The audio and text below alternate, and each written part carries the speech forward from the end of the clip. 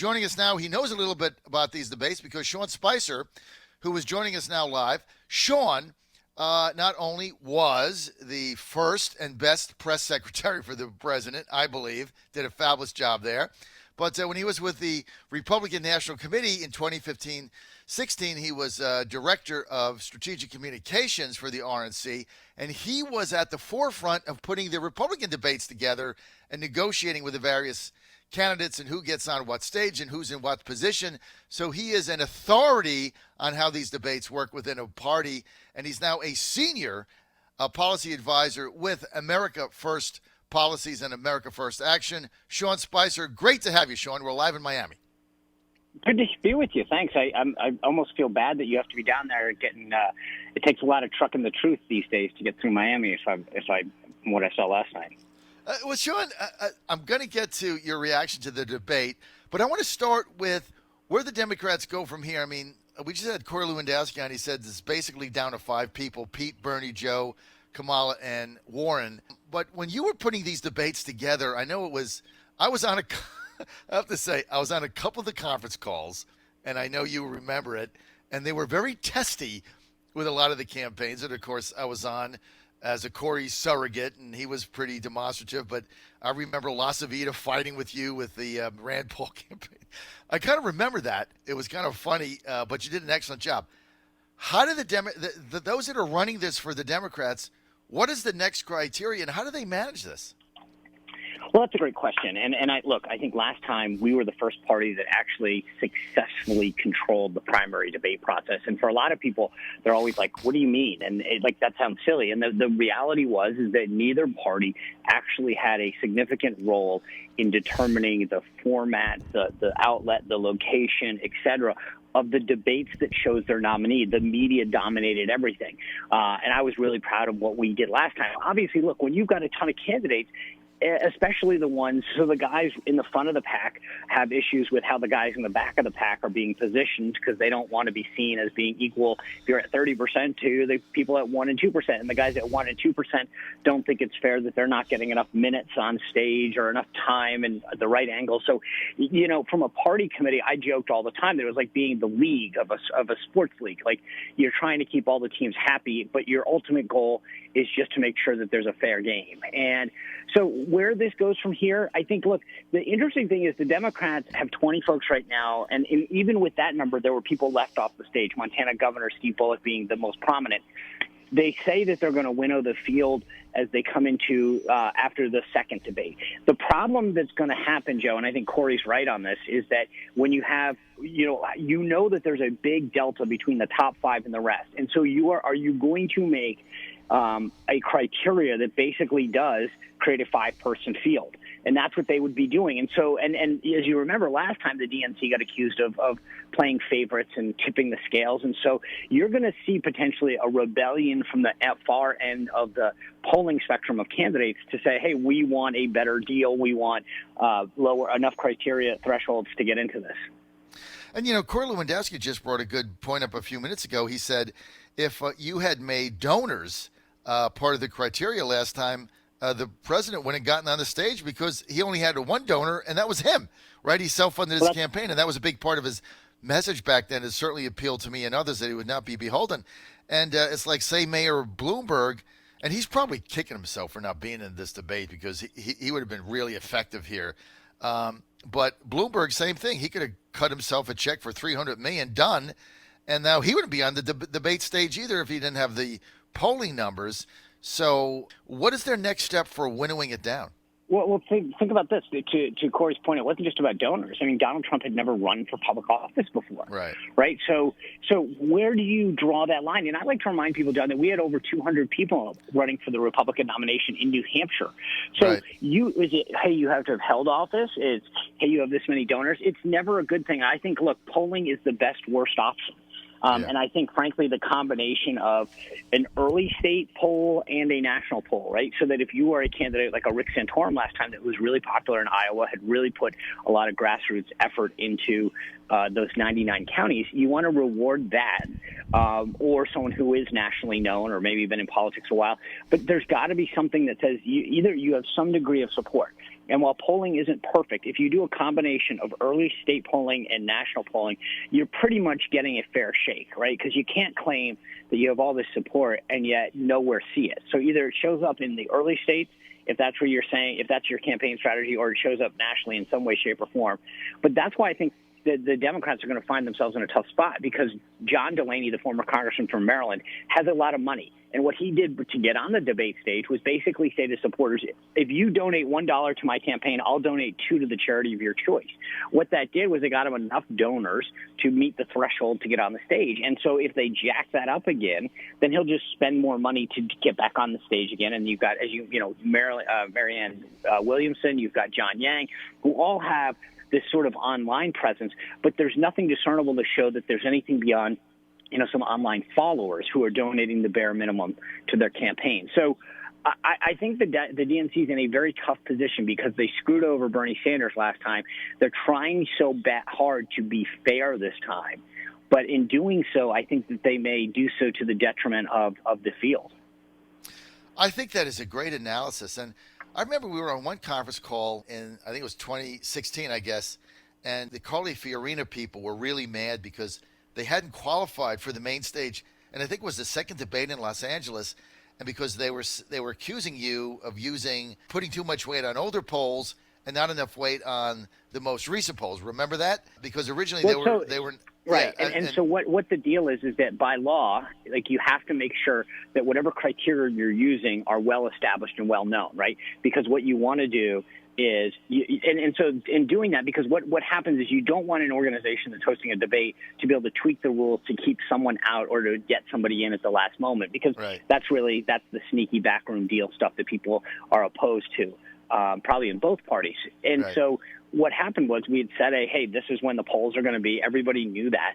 And there was a poll that came out after the deadline, which they then said, hey, we want you to change the rules and use this to get us in. But again, I just go back to this. It's never going to be perfect. Right. You just, and I think that to some degree, you keep trying to refine it. So I think the Democrats learned and looked at us, how we did stuff last time, and tried to improve it. But I don't think that they did so in a way that makes sense. And I think that this whole adding the donor thing seems cute. But I think I would have rather seen them go and say, we're going to place a bigger emphasis on early state polling in the 4 carve-out states at the beginning, New Hampshire, Iowa, Nevada, and South Carolina. Because at some point, again, if you don't have early state support or you don't have national support, then you kind of wonder what is your level base? Exactly. John Fredericks Radio Network live in Miami. We're with Sean Spicer. Sean Spicer, the former press secretary for President Donald Trump, also the author of a best-selling book, The Briefing. Got to buy it. It's on my website. Just go to johnfredericks.com. He also was the engineer of having the party control the debate formats in the nominating process and not the media, and they did a great job in 2015 and 2016. And I was on some of the conference calls where he was getting hammered by various people in the campaign, not happy with whatever was going on. But he handled that well, including the incident we just talked about with the Carly Fiorina campaign going into, I think that was the Los Angeles debate, Ronald Reagan Center, if memory serves me, Sean. I'm going by memory. Now, Sean, let's get to your analysis. Let's move off of the structure of the debates, which you really were the father of. Let's move away from that. Let's get to what your reaction was to the actual debate last night and what was said. Winners, losers. What do you think? Well, number one, right out of the gate, there's no question that Joe Biden was the big loser last night. He looked tired. He fumbled around. He, as I tweeted out at one point, John, I felt like Joe Biden was running for Obama's third term 4 years ago. He is running a race that's already happened. There's a lot of new, fresh ideas. He's out there talking about stuff that he did in the 1970s. He sounds stale and tired. The big winner, I think, objectively, is Kamala Harris. She came out strong. She really took Biden to task, and that was something that I had said was missing from the first debate, that they all sort of patty-caked around the first debate. This one, she came strong at Biden, had some really strong retorts and put him on the spot a lot. I think that's I'll be very interested to see how the polling looks after this week when there's enough time to digest how this bakes into people's decision-making process.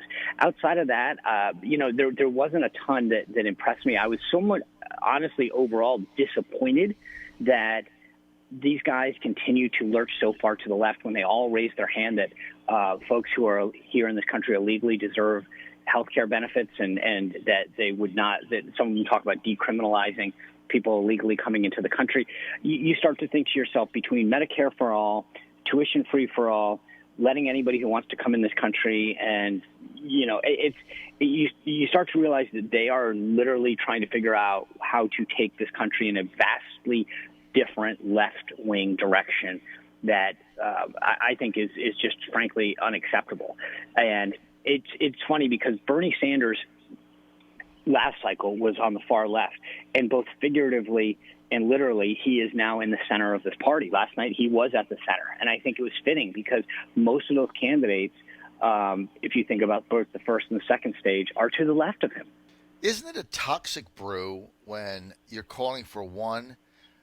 They called last night. Everyone raised their hand for allowing health care to be given with our taxpayer dollars to illegal immigrants, and then saying that they want to, and everybody raised their hand for this, they want to decriminalize coming into the country illegally. So basically, you don't have a border. It's like I've used this example 5 times in the last 2 days. The district attorney that won the upset in Queens wants to decriminalize jumping turnstiles on the subway. So basically, once you do that, there is no fare. If you can get over the turnstiles, why would you ever pay a fare? You just jump over them, unless you're too old or fat to get over it, like me, perhaps. Other than that, you're the just funny going to thing jump is, them. I didn't know that. I had not known that was one of their positions. But the funny thing about it is, it actually discriminates against those folks who are disabled in any way. Exactly. Because they don't have the ability to do it. So it's funny how when they say stuff like this, they don't realize the other constituency that they're sort of marginalizing. But I think to the broader point here, number one, I would just say that from a moderator standpoint, these raise your hand questions are weak, and it really minimizes the importance of big issues. So I think that when they ask questions like that, it minimizes the dialogue on important issues. Number two, the idea that they did raise their hands all says a lot about where it goes from here. And then the other piece is they also all came out in favor of raising taxes, and we're very proud of it. If I were Donald Trump last night watching or getting reports in this debate, I would be sitting back relaxing, because not one of those folks, I think, comes out of that debate looking like they are formidable in the general election. Do you see any of these 20 people beating Trump in 2020? No. Because I think that all that has to happen is the ads last night were writing themselves, which is right. People saying that they're proud of raising taxes and that yes, more people will pay. I mean, and the reality is that look, when you look at healthcare alone, which is something that it's very personal for folks, whether they have a condition themselves or a friend or family is ailing, or the cost of it is tough for them to afford for their family. Everybody is intimately involved in how they in their own healthcare, or lack thereof. And I think when people realize and fully understand what Medicare for all means, it means that, certain doctors are going to opt out. It means long wait lines. And when you start hearing about other countries that have experimented with this and the vast lines for getting an MRI or a basic procedure or any kind of surgery that's not an emergency, you realize that's why people come to America to take part in our health care, is because the places that have gone in this direction have a horrible delivery to it. And so once we have an opportunity to fully expose what this really is, beyond the catchy bumper stickers when they say, free tuition, free Medicare, nothing is free. And when people realize not just what it means cost-wise, but also in terms of delivery, I think this is going to be a much, much easier campaign. John Fredericks Radio Network, Trucking the Truth Across America. I'm your Godzilla of the Truth. I'm in Miami today. We're with Sean Spicer, author of the best-selling New York Times book, The Briefing, former press secretary, Donald Trump administration, and now the senior advisor for the #1 political action committee backing the president and his America First policy, the only one that's sanctioned by the president himself, and that is America First policy. Sean Spicer, a senior advisor to America First policy and America First policy action. Sean, let's shift gears. I want a prediction. Who is going to be the Democratic nominee after watching these two debates? Make a prediction. Who do you think is going to be the nominee, and who do you think might be in the top 2 or 3 going forward now? I still believe that Sanders has a really good chance. And the reason I say that is when you look at the Democratic rules, how they actually award delegates, Sanders does very well in the caucuses. And that is something where when you divide up 20 people running, it disproportionately benefits him. So I actually think, based on Biden's performance last night, the real winner in all of this, in terms of who right now I would say is going to get more delegates, would be Bernie Sanders. I think there's no question Kamala Harris did well last night, and we'll see what the polls say. But Biden, to me, definitely hurt himself significantly last night. And I think the problem with John, and this is the one thing that I think is important for people to understand about Biden, there's this myth about Biden, the candidate, and how strong he is. People have to stop and peel back the onion. Joe Biden ran for president twice and failed epically. The only reason that he is where he is right now is that he was attached to Barack Obama, who was very popular in the Democratic base, who won twice. But Biden, it wasn't Biden that got up there and won that. It wasn't Biden that won. It was Obama, and then chose Biden. So Biden actually, when you pull back the onion and realize what a candidate and a campaigner he is, it's not very good. And last night, it was on full display. So I'm not one of these people that really believes that, A, Biden would be formidable, or B, that he's actually going to be the nominee. I agree with you. I think Bernie Sanders is going to be the nominee, and you're the first person who agrees with me that Sanders really was the big winner last night from A, holding his own, B, not losing, and C, Biden going down. When you really get into how you become a nominee and who's going to get the delegates going into, Milwaukee, Sanders is set up. Here's Elizabeth Warren's problem. She's got to beat Sanders in New Hampshire. If she doesn't beat him in New Hampshire, she's done. And right now, she's behind him by double digits in New Hampshire. Bernie Sanders is going to win New Hampshire again. Warren's got nowhere to go after that. Well, what is she going to win? Florida? I mean, she's out. She's got to win Iowa or New Hampshire. She's not going to win either. But I think you're absolutely right. And you've been there at the convention floor. You've been intimately involved in Virginia politics and understand how delegates are awarded. But think about this scenario real quick. Iowa kicks it all off. That's where Sanders is strong. He's strong in these caucusing states. And so he goes to Iowa and does very well there, and then goes into New Hampshire, right? And exactly what you're saying. He's almost a native son there. He beats Warren, and you're right. If she can't win New Hampshire, then she has a hard case to make being the neighbor of New Hampshire to the south there. Right. So then she gets knocked out, right? And I think Sanders then he starts to roll, right? So he has now won Iowa and New Hampshire. And then you've got South Carolina and Nevada. Now, I think he might have a problem in South Carolina, but Nevada, we've got a strong culinary union. He will do well in that caucus, right? So suddenly you could potentially have a scenario where Sanders is winning 3 of the first 4 races. If that's the case, the narrative shifts drastically. Right, exactly. You and I are on the same page because we've been there. We know how this works. And that's why I really think after I looked this whole 2 days, and you take a breath, and you take out the emotional win that Kamala Harris had, and she certainly benefited herself, and so did Elizabeth Warren on the junior varsity stage. And the fact that Biden really faltered last night, he just didn't look like he was going to be the nominee. Bernie Sanders is a big winner when you look at, and the other thing is no superdelegates, right? So now they got it's grassroots, and Bernie Sanders is going to win a lot of delegates. And the other thing is, if he goes into Milwaukee and he's in play, they're not going to be able to steal it from him this time the way they did the last time. I mean, you're absolutely right. So they got rid of the superdelegates on the first ballot. They would come back in on the second. If he goes into Milwaukee with an edge, but he has a plurality, not a majority, and this gets taken away, there'll be all-out civil war in the Democratic Party. But I think, look, this is, to me right now, I think that Kamala Harris did the dirty work for Bernie last night. She attacked Joe Biden. Bernie came out unscathed, right? So he takes that second place, notches up. Biden comes down a little, and Kamala Harris goes up. But at the end of the day, the real net benefit winner of that whole thing, that whole exchange, is going to be Bernie Sanders. I agree with you, Sean. Great analysis. That's why we love having you on. Sean, though, we're out of time. Thank you for joining us today live in Miami. Sean Spicer, Senior Advisor, America First Policies, the President of the United States, President Donald Trump, #1 and only sanctioned political action committee, America First Policies and America First Policies Action. Sean, thanks for being with us. And you bet, and get home safely. We need you back here in Virginia. Thank you. Your analysis, man, spot on. Thank you. And Sean, I'm trying to become chairman of the Trump campaign in Virginia. You can put a good word in for me, right? Well, I'm on the Super PAC side, as you mentioned, but that's I will right. You always can't be a say that. supporter of yours. My number And one I will supporter is handcuffed from being. I appreciate that, Sean. Always good to have you with us. John Fredericks Radio Network.